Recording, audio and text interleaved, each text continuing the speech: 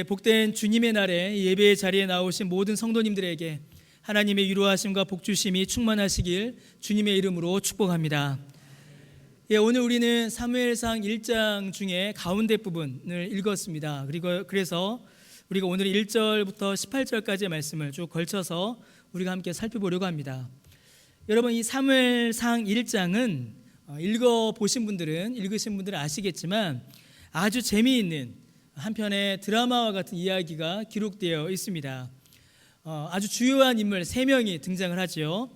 첫 번째 인물은 엘가나라는 사람입니다. 여러분, 이 엘가나라는 사람은 이제 1절부터 있는 내용들을 쭉 살펴보면 상당히 괜찮은 사람입니다.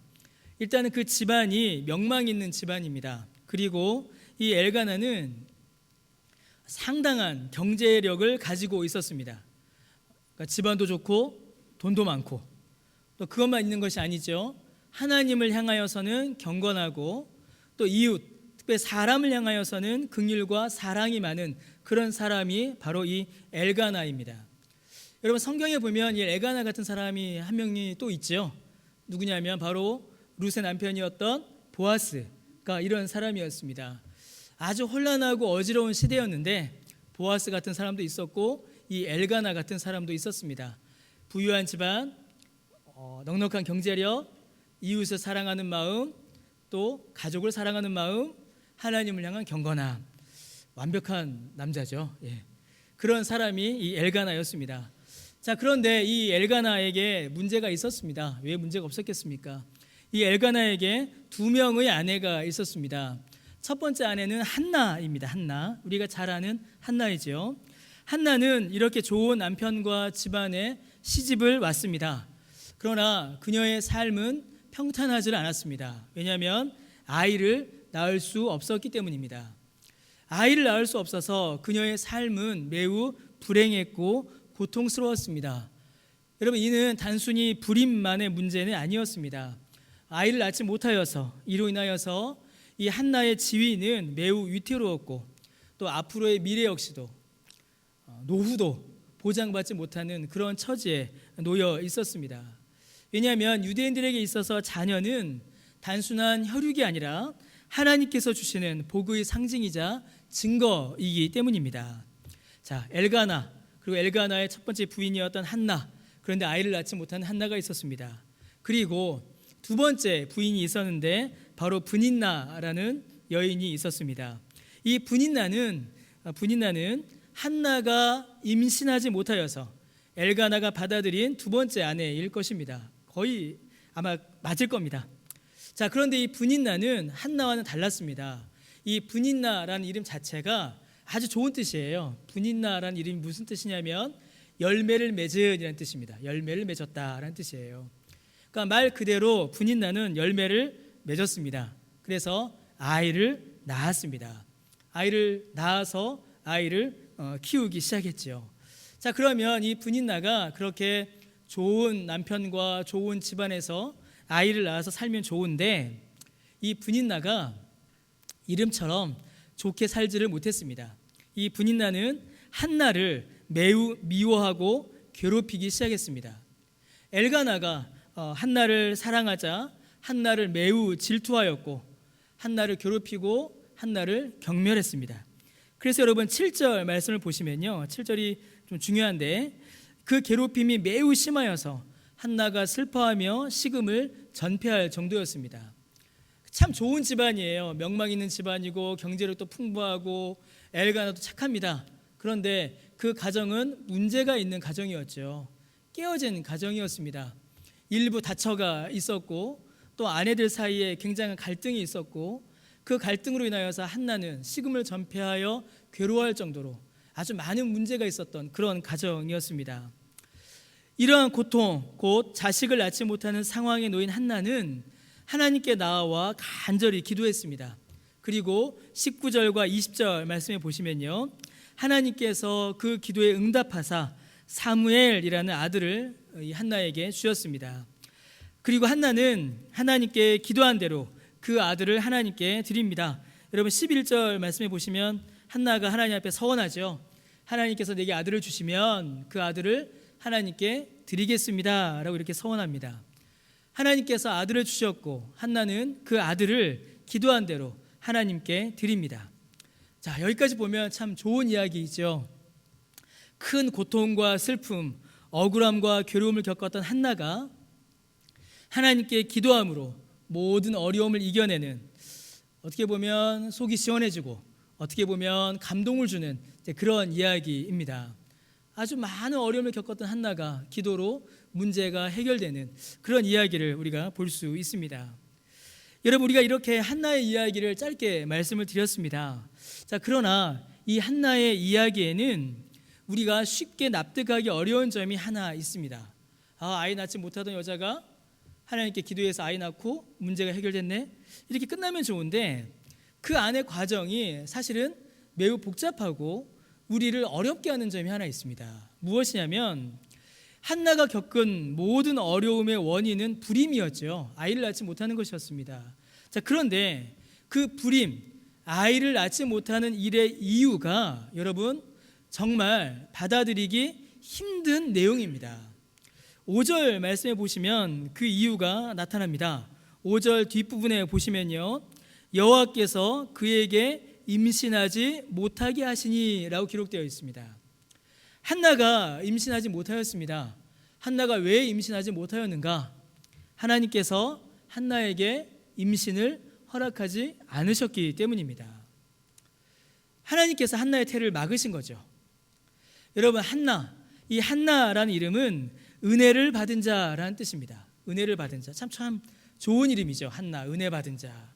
자, 그런데 한나의 삶, 한나의 지금까지의 모습을 보면 과연 한나가 맞는지 우리가 고개를 갸우뚱할 수밖에 없습니다. 우리는 이 이야기의 결과를 다 알아요. 자초지종을 다 알아서 이후에 어떤 일이 일어나는지 아니까 한나 괜찮을 거야 라고 생각하지만 아이를 낳기 이전까지의 한나의 삶을 우리가 생각해 봐야 합니다. 과연 한나가 맞는가? 아이를 낳지 못한 삶을 살았던 그 한나의 삶이 참으로 하나님의 은혜를 받은 삶인가 우리가 생각해 봐야 합니다.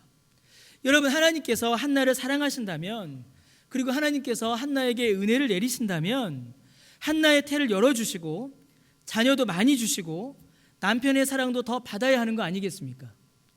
분인나가 들어와서 한나를 괴롭히기 전에 아예 분인나가 집안에 들어올 수 있을 만한 원인조차 만들어주지 않으셔야 그게 하나님의 은혜죠.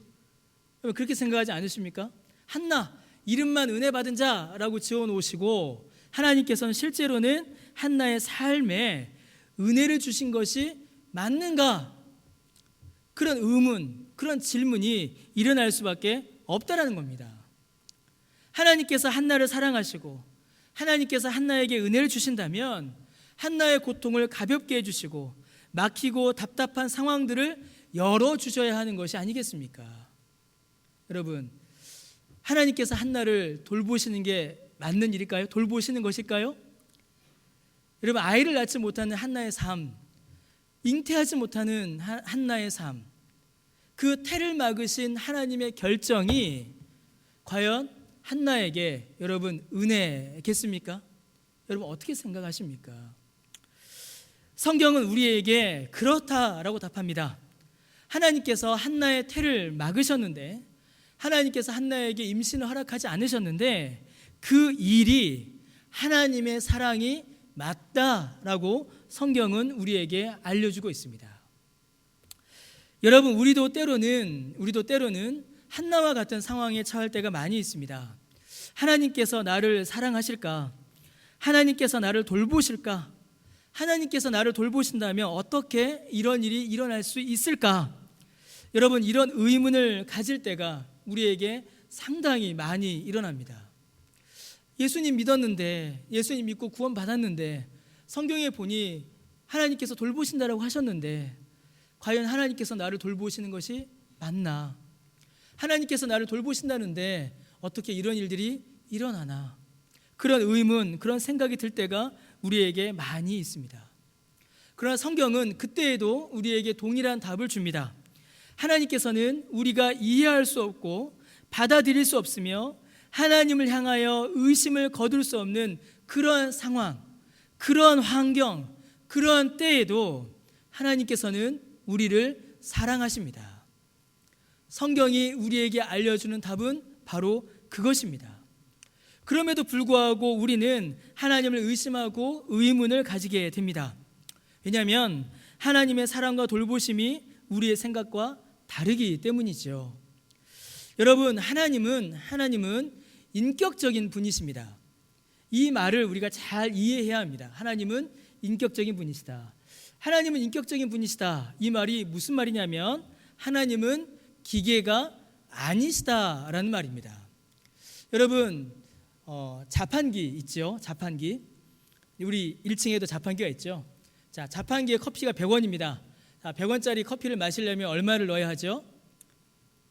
얼마를 넣어야 할까요? 100원을 넣어야죠. 3잔을 마시려면 얼마를 넣어야 합니까? 300원 넣어야 합니다. 50원 넣어놓고 100원짜리 달라고 하면 안 되고, 그렇죠? 100원을 넣어야 하고, 더 먹고 싶으면 더 넣어야 돼요. 넣은 대로 주는 것, 그게 바로 기계입니다. 여러분, 우리는 하나님을 생각할 때에 기계처럼 하나님을 생각할 때가 있습니다. 마치 자판기에 돈을 넣으면 그 돈만큼의 음료수가 나오듯이 하나님도 우리에게 그렇게 응답하셔야 하고 그렇게 우리에게 은혜를 베푸셔야 한다라고 하나님을 생각할 때가 있습니다. 그러나 여러분, 하나님은 그러한 분이 아니십니다. 여러분, 우리 자녀들이 부모에게, 우리에게 와서 무언가를 달라고 떼를 쓸 때가 있습니다. 이거 줘, 저거 줘, 이거 사줘, 저거 사줘, 막 떼를 쓸 때가 있어요. 여러분, 아이들이 달라고 할 때에, 아이들이 사달라고 할 때에 그 아이가 말하는 것, 요구하는 것 다 들어주면 그 아이에게 복이 될까요? 화가 될까요?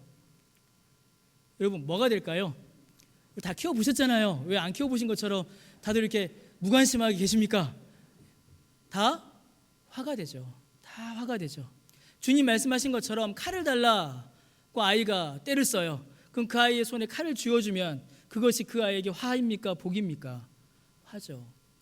독사를 잡으려고 하고 전갈을 잡으려고 할 때에 그 아이가 원하니 그 아이의 손에 독사를 쥐어주고 전갈을 쥐어주면 그것이 그 아이에게 어떻게 복이 될 수 있겠습니까? 여러분, 하나님은 기계가 아니십니다. 기계처럼 우리가 인풋을 넣으면 그 인풋에 따라서 하나님께서 우리에게 아웃풋을 주시는 그런 기계가 아니세요. 하나님은 인격적인 분이십니다. 또 하나님은 실체 없이 그저 마음의 생각과 개념으로만 계신 분도 아니십니다. 여러분, 하나님은 내 마음대로 하나님을 조종하거나 내 생각과 뜻대로 판단할 수 있는 분이 아니십니다. 여러분, 우리는 하나님의 은혜, 하나님의 사랑을 오해합니다. 하나님께서 내가 원하는 것을 내가 원하는 때에 내가 원하는 방식대로 주시는 것이 하나님의 사랑이고 하나님의 은혜다라고 생각합니다.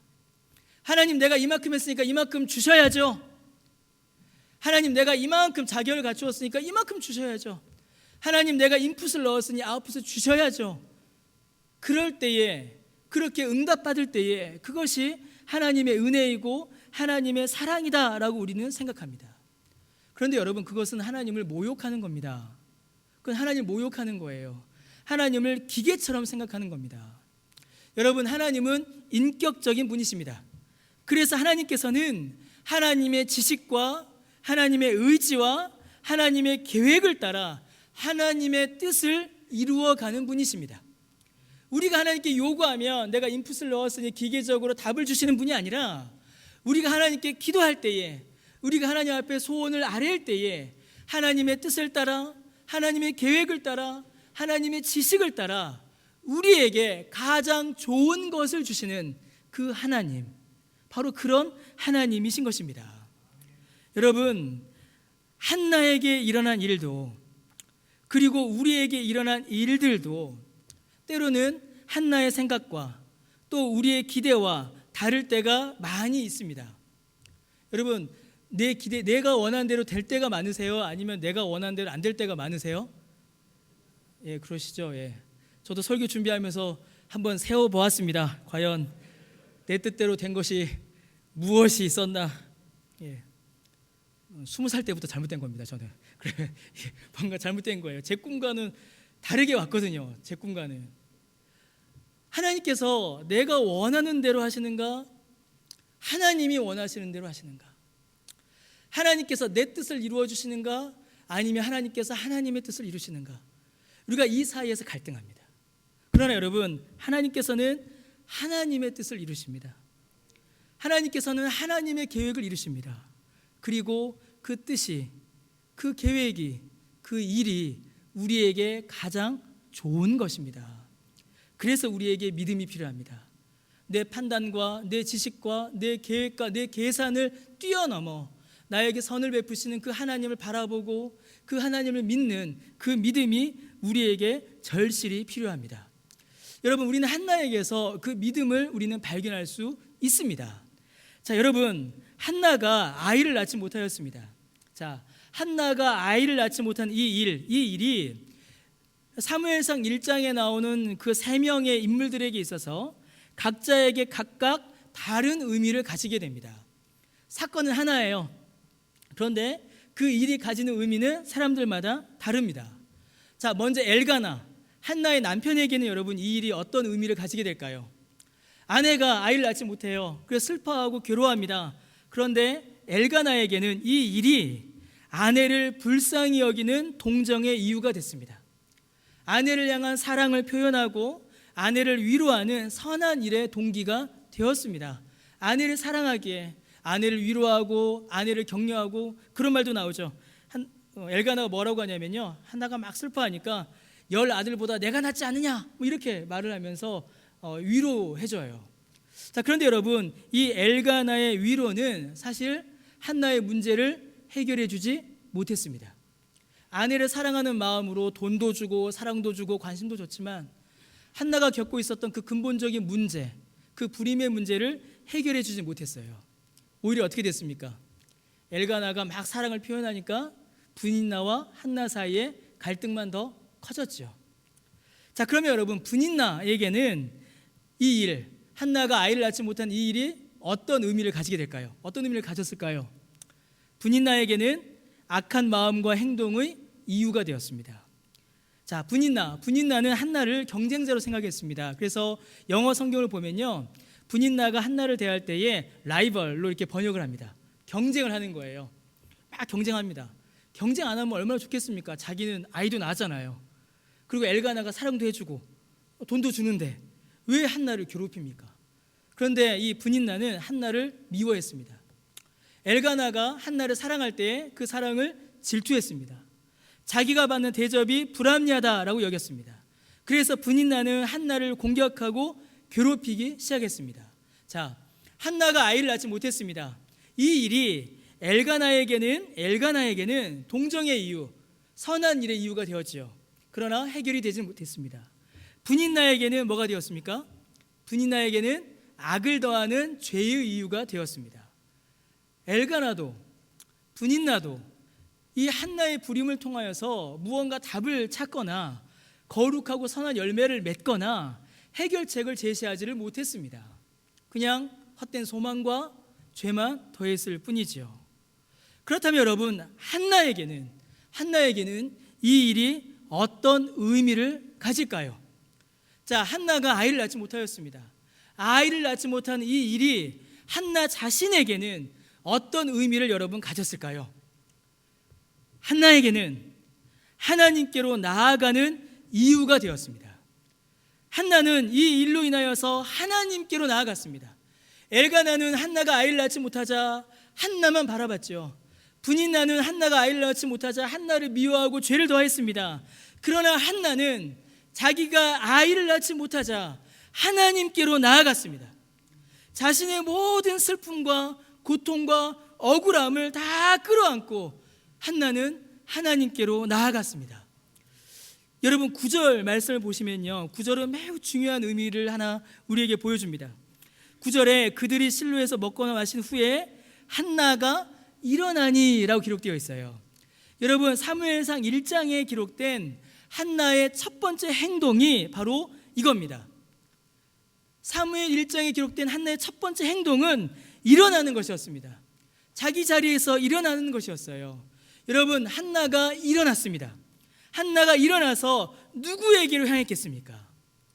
여러분, 한나가 일어나서 누구를 바라봤으며 한나가 일어나서 무엇을 향하여서 누구를 향하여서 그 걸음을 옮겼겠습니까? 여러분, 한나는 한나 자신을 사랑하지만 실제로는 아무 도움도 주지 못하는 그 남편의 헛된 위로와 미움과 질투로 비난과 조롱을 퍼붓는 그 분인나의 괴로움을 그 품에 안고 하나님을 향하여 일어났습니다. 그리고 하나님께로 나아왔습니다. 그 괴로운 마음을 하나님께로 가져와 하나님께 기도하고 하나님께 통곡했습니다. 사랑하는 성도 여러분, 한나의 고통은 헛된 소망으로 그치지 않았습니다. 아무런 해결책도 주지 않는 사람의 위로에 한나의 고통이 머물지 않았습니다. 여러분, 한나의 고통은 죄를 더하는 악에 붙잡히지도 않았습니다. 여러분, 한나의 고통은 자신을 무너뜨려 쓰러지게 하는 좌절과 절망에 묶이지도 않았습니다. 여러분, 한나의 고통은 한나 자신을 하나님께로 움직이게 하는, 한나를 일으켜서 하나님의 사랑을 바라보게 하고 하나님께로 나아가게 하는 한나를 일으키는 힘이 된 것입니다. 하나님께서 한나의 태를 막으시고 이 은혜를 하나님께서 허락하신 것입니다. 하나님께서 한나를 기도의 자리로 부르셨습니다. 하나님께서 한나를 은혜의 자리로 부르신 것입니다. 하나님께서 한나를 하나님 자기 자신에게로 하나님께서 부르신 것입니다. 아무 해결책도 주지 않는 엘가나의 헛된 위로에 머물러 있게 하지 않으시고, 마음의 고통과 괴로움을 주는 분인나의 조롱에 있게 하지도 않으시고, 혼자 있어서 좌절과 절망 가운데 스스로 잠기는 것도 아닌 하나님께로 나아와 하나님의 은혜를 경험하는 하나님의 은혜의 자리로 하나님께서 한나를 부르신 것입니다. 그리고 이 기도로, 이 부르심으로 단지 한 가정만의 문제가 해결된 것이 아닙니다. 이 부르심으로 인하여서 온 이스라엘이 구원을 얻었습니다. 온 땅에 하나님 나라의 역사가 선포되었습니다. 그리고 모든 죄인을 구하러 오시는 예수 그리스도의 구원의 역사의 첫 걸음이 이 한나의 일어섬을 통하여서 비로소 시작된 것입니다. 한 가정의 문제였죠. 한 가정의 문제였습니다. 한 여인의 슬픔이었습니다. 그러나 하나님께서는 이 일을 통하여서 이스라엘과 이방인과 온 인류와 온 민족과 바로 저와 여러분의 구원의 역사를 시작하신 것입니다. 사랑하는 성도 여러분, 여러분 개인이 감당할 수 없는 슬픔이 혹시 계십니까? 혹시 감당할 수 없는 어려움이 여러분 개인에게 있으십니까? 여러분, 혹시 여러분의 가정에 그런 갈등과 어려움과 괴로움이 있지 않으십니까? 사랑하는 성도 여러분, 하나님께로 나오십시오. 예수님께로 나오십시오. 하나님께서 우리를, 저와 여러분을 하나님께로 부르시는 그 부르심이 바로 그 고통입니다. 그 고통이 바로 저와 여러분을 하나님 앞으로 부르시는 하나님의 부르심입니다. 그 부르심에 응답하시기를 바랍니다. 사랑하는 성도 여러분, 한나는 여자입니다. 여자예요. 다 알죠? 한나 여자입니다. 여러분, 여자가 뭘 의미할까요? 여자란 말이 무엇을 의미할까요? 여러분, 여자는 그 시대 한나가 살아갔던 그 시대의 여자는 시대의 중심이 아닌 주변에 있어야 하는 주변인이었습니다. 크게 말할 수도 없고요, 자기의 권리를 주장할 수도 없고요, 어떨 때는 사람으로 대접받지 못하던 그때가 바로 한나가 살아가던 그때였습니다. 그런 여자입니다. 그런데 임신도 못했어요. 그럼 어떻게 되겠습니까?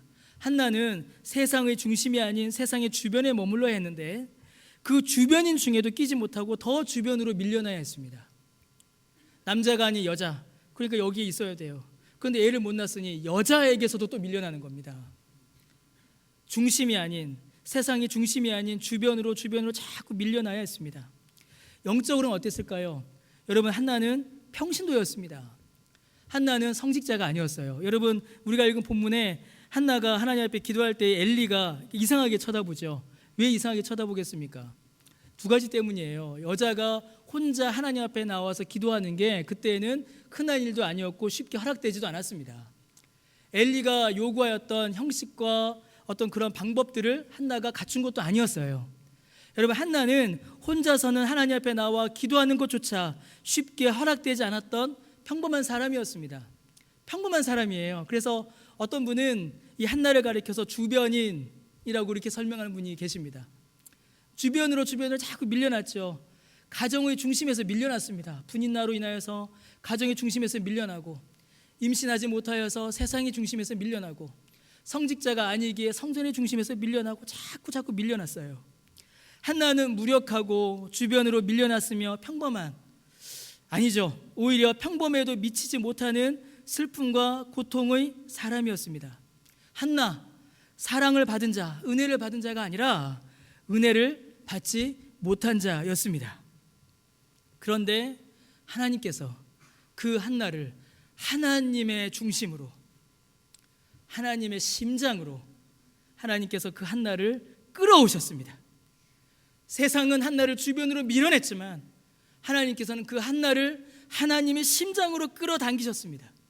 세상은 한나를 향하여서 너는 하나님의 사랑을 받은 자, 거짓말하지 마라고 한나를 조롱하였지만 하나님께서는 한나에게 한량없는 은혜와 사랑을 부어주셨습니다. 바로 그 한나를 통하여서, 바로 그 소망 없고 도움 없으며 힘이 없었던 바로 그 한나가 처했던 그곳에서 하나님께서는 놀라운 은혜의 역사를 시작하셨습니다. 그래서 어떤 일이 벌어졌을까요? 한나는 어떤 남자보다 하나님 나라의 언약을 계승하였고 하나님의 나라를 확장해 나갔습니다. 한나는 어떤 어머니보다 아들을 경건하고 훌륭하게 양육하였습니다. 한나는 어떤 성직자보다 하나님께 가까이 나아갔으며 하나님을 사랑했으며 하나님의 은혜를 경험했습니다. 어떤 사람보다 하나님의 심장에 있었던 사람이고, 어떤 사람보다 하나님의 은혜를 경험했던 사람이며, 어떤 사람보다 하나님께서 사용하신 하나님의 영광의 사람이었습니다. 하나님께서 한나를 영광스럽게 하신 것입니다. 여러분, 그래서 어떤 일이 벌어졌을까요? 18절 말씀에 기록되어 있죠. 여러분, 우리는 이 18절 말씀을 정말 기억해야 합니다. 한나가 하나님께 기도하기를 마치고 집으로 돌아갔습니다. 그런데 뭐라고 기록되어 있습니까? 가서 첫 번째 뭐 하죠? 먹고. 분이나 때문에 마음이 상해서 식음을 전폐하였습니다. 그런데 먹어요. 이 먹는다는 말이 무슨 말일까요? 그냥 밥 먹는다는 게 아닙니다. 회복된 거예요. 뭐가 회복된 거죠? 살고자 하는 의지가 회복된 겁니다. 내가 이제 살아야겠다라는 그 의지가 회복된 거예요. 그리고 그 얼굴에 다시는 근심빛이 없더라라고 기록되어 있습니다. 완전히 무너져 있었던 한나가 회복된 겁니다. 이제 살아야겠다라는 의지가 그 안에 일어났고, 그 얼굴을 가득 덮고 있었던 근심의 빛이 그 얼굴에서 완전히 사라져 버렸습니다. 여러분, 이 말씀 우리는 정말 꼭 기억해야 합니다. 정말 기억해야 합니다. 자, 19절과 20절을 오늘 본문에 제가 넣지를 않았습니다. 다음 주에 볼 거예요. 뚝 잘라냈습니다. 자, 보십시오, 여러분. 한나가 하나님 앞에 나와 기도했습니다. 자, 기도하자마자 한나에게 아들이 생겼습니까? 여러분, 어떨까요? 성경에 보시면 한나가 기도하자마자 한나의 뱃속에 갑자기 아들이 잉태되었습니까? 그렇지 않죠. 그렇지 않죠. 과정을 거쳐야 했습니다. 18절과 19절은 여러분 이어져 있지만 사실 그 사이에는 아주 큰 간극이 있습니다. 한나가 하나님께 기도했습니다. 그런데 한나에게는 사실 아직 아무 일도 일어나지 않았습니다. 한나의 태에 갑자기 임신이 된 게 아니에요. 여러분, 한나가 처한 상황은 하나도 바뀌지 않았습니다. 아들이 바뀌지 않았으니 무엇이 바뀌었겠습니까? 상황은 그대로입니다. 아직 아들이 없어요. 엘가나 위로는 주지만 문제 해결하지 못하고 분인나 여전히 미운 마음을 가지고 한나를 공격합니다. 상황과 환경은 바뀌지 않았어요. 그런데 한나는 자신의 얼굴에서 근심을 거두어내기를 미루지 않습니다. 왜요? 한나는 하나님을 믿었기 때문입니다. 그 안에 믿음이 자리 잡았기 때문이죠. 자, 일단 기도했지. 자, 한번 지켜보자. 내가 기도했으니 하나님께서 나에게 아이를 주실지 안 주실지 한번 지켜보자. 그러면 아이를 주실 때까지 그 얼굴에 근심의 빛이 떠날까요, 안 떠날까요? 떠날 수가 없죠. 떠날 수가 없습니다. 아이 안 주면 어떡합니까? 여러분, 한나는 믿음으로 하나님 앞에 나아갔으며 하나님의 은혜가 무엇인지를 그 순간 한나는 분명하게 깨달았습니다. 여러분, 하나님의 사랑, 하나님의 은혜는 한나가 처한 상황을 바꾸는 것이 하나님의 은혜가 아니었습니다. 여러분, 하나님의 은혜는 한나가 처한 상황을 바꾸는 것이 아니라 한나 자신에게 임하는 것이었습니다. 한나가 처한 상황이 바뀌는 것이 하나님의 은혜가 아니라 한나의 마음에 하나님의 은혜가 충만하며 한나가 하나님을 만나며 한나가 하나님을 경험하며 하나님을 사랑하는 것이 하나님의 은혜이기 때문입니다. 한나는 그것을 깨달았습니다. 상황의 변화가 아니라 자신이 하나님을 만나는 것이, 자신이 하나님을 경험하는 것이 은혜임을 한나는 그 순간 깨달은 것입니다. 사랑하는 성도 여러분, 참된 믿음이 무엇이라고 생각하십니까? 여러분, 영성이라는 단어를 우리가 많이 쓰지요. 영성이라는 단어를 많이 사용합니다. 요즘에 이 영성이라는 단어처럼 참 이렇게 좀 오용되고 오해되는 단어가 없어요. 여러분, 참된 기독교의 영성이 무엇이라고 생각하십니까? 참된 기독교의 영성, 믿음이 우리의 삶 가운데 나타나는 것, 그것이 이제 영성이라고 할 수 있겠죠.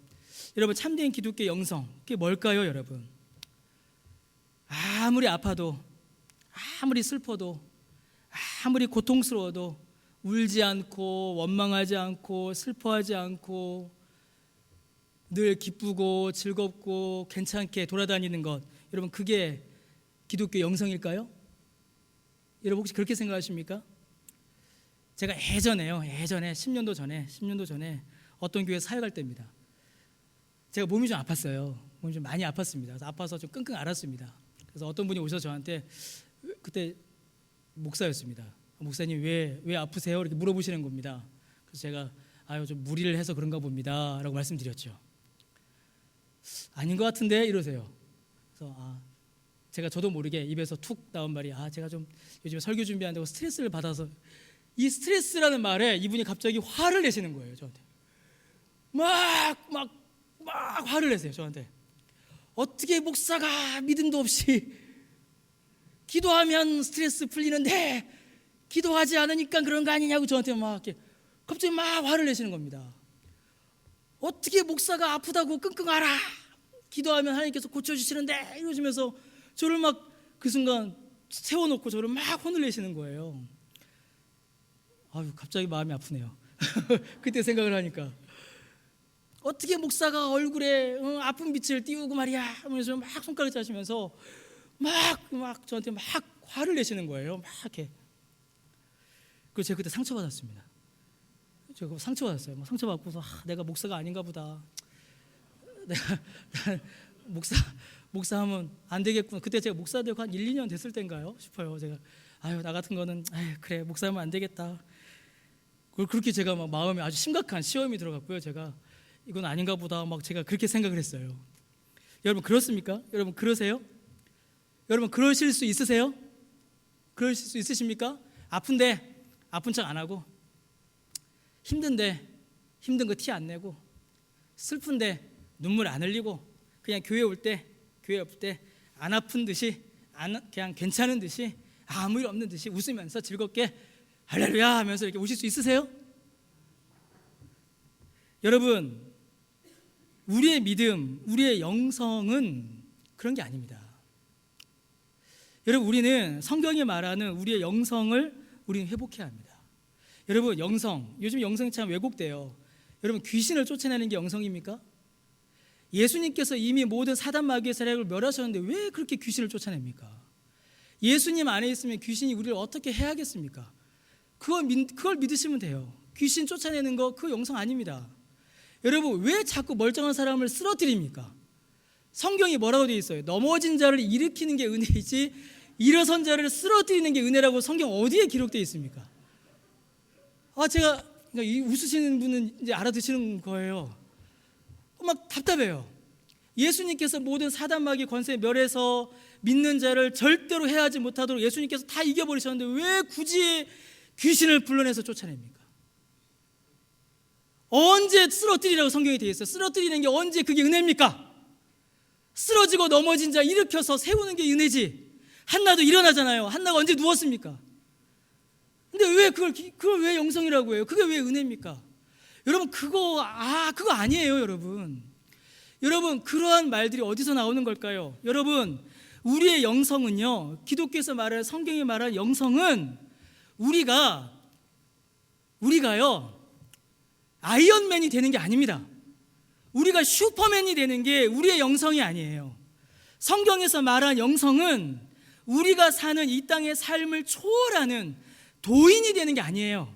이게 남포교회 박영성 목사님께서 하신 말씀이에요. 우리의 믿음의 영성은 도통 도인이 되는 게 아니다. 저는 그게 너무 마음에 와닿습니다. 여러분 이게 뭐냐면 영적 이원론이에요. 영적인 것은 좋은 것이고 육적인 것은 나쁜 것이다. 믿음을 가지면 육적인 삶은 다 무시할 수 있다. 그렇게 믿는 영적 이원론이 얼마나 교회와 신자를 괴롭히고 잘못된 믿음을 가지게 했는지 모릅니다. 아이고 당신 교회에는 귀신도 못 쫓아내니까 그거 능력 없는 교회야, 영성 없는 교회야, 우리한테 와. 여기 오면 귀신도 쫓아내고 방언도 터지고 쓰러지고 넘어지고 막 불도 떨어지고 우리가 참된 영성이 있지. 그렇게 불러냅니다. 그렇게 해서 뭐가 이루어져요? 뭐가 남습니까? 현실로 돌아와서 상황으로 돌아와서 아무것도 안 바뀌어 있는데 그게 어떻게 여러분 믿음이고 그게 어떻게 영성입니까? 여러분 성경에서 말하는 영성, 성경이 말하는 믿음은 슬퍼하는 겁니다. 괴로워하는 거예요. 고통하는 겁니다.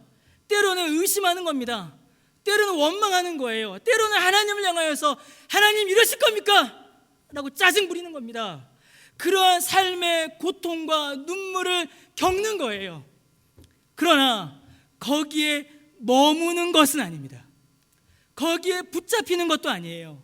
거기에 함몰되는 것도 아닙니다. 그 안에서 하나님을 바라보는 것입니다. 그 안에서 하나님을 바라보고 그 안에서 하나님 앞으로 나아오는 것입니다. 고통과 슬픔과 눈물과 괴로움을 다 지고 산으로 올라가는 게 그게 영성이 아니라 내 고통과 내 눈물과 내 슬픔과 내 괴로움을 가지고 하나님께로 나오는 것, 하나님께 일어서는 것, 하나님을 향하여 나오는 것, 여러분 그게 영성입니다. 고통과 슬픔에 함몰되어 이 세상을 떠나버리는 것이 아니라 이 세상에서 하나님을 향하여 하나님을 바라보며 하나님께로 나오는 것, 여러분 그것이 참된 믿음인 것입니다. 모든 슬픔과 고통을 다 뛰어넘어 도통 도인이 되는 것이, 이 땅의 번뇌와 고뇌를 초월하는 것이, 내 상황을, 내 환경을 내 마음대로 조종하는 것이, 그것이 믿음의 능력이 아니라 이 슬픔과 그 고통을 하나님께로 가져와서 하나님 앞에 쏟아놓는 것입니다. 하나님의 손길에 의탁하는 것이며 하나님의 일하심을 기대하는 것입니다.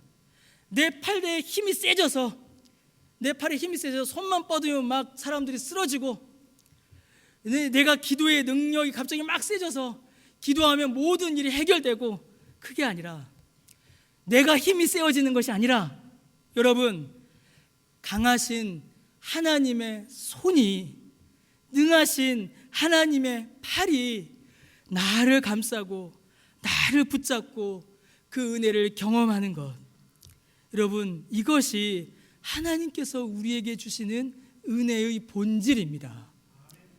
내 팔뚝에 힘들어가는 게 영성이 아니고요, 강하신 하나님의 팔에 안기는 것, 능하신 하나님의 팔에 안기는 것, 그분께 수고하고 무거운 짐진 자들아 다 내게로 오라, 내가 너희를 쉬게 하리라 말씀하신 주님께 나와 그 모든 짐, 그 모든 수고, 그 모든 고통, 그 모든 괴로움 주 앞에 턱 하고 내려놓는 겁니다. 주님, 제가 왔습니다.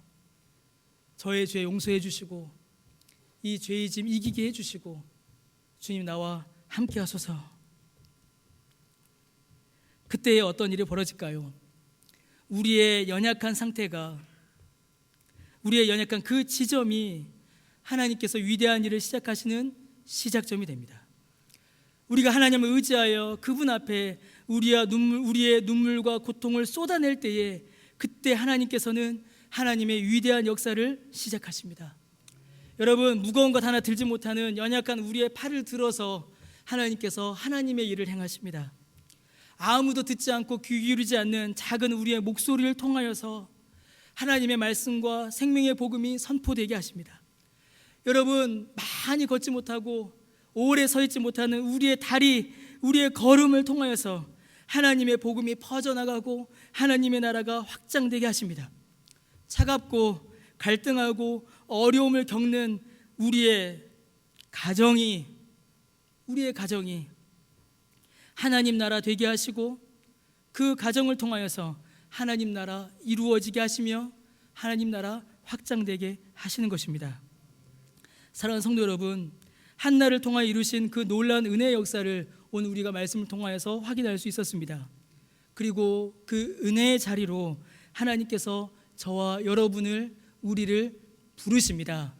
그 부르심에 응답하시기 바랍니다. 그리고 그 은혜 가운데 거하시기 바랍니다.